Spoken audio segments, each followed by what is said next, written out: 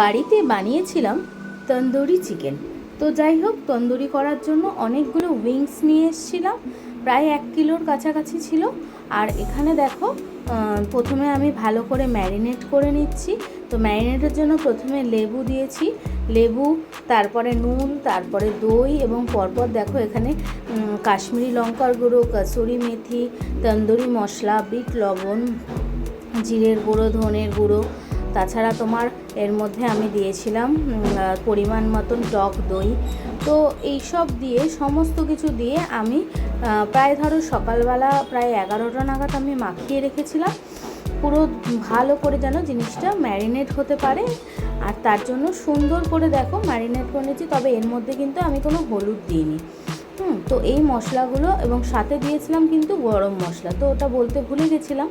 তো যাই হোক, পুরো মশলাগুলো দিয়ে দেখো ভালো করে চিকেনের উইংসগুলোকে সব মাখিয়ে রেখেছি।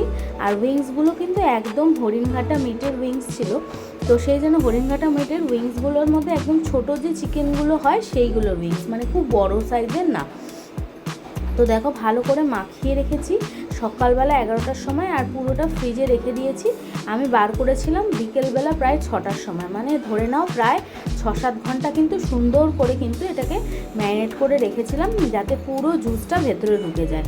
এরপরে দেখো, প্রথমে আমি মাংসটাকে কড়াইয়ের মধ্যে নিয়ে এক একটা করে সুন্দর করে কিন্তু এটাকে একটু ভাপিয়ে নিচ্ছিলাম। তারপরে তন্দুরির যে ওই জালটা থাকে, এটা এখন দেখবে অনেকে কিনতে পাওয়া যায়।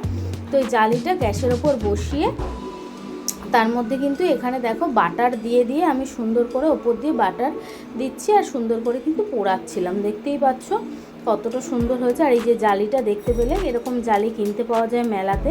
তো এই যে আমাদের তন্দুরি চিকেন কিন্তু রেডি, খুব টেস্টি হয়েছিল, ভীষণ ভালো লেগেছিল।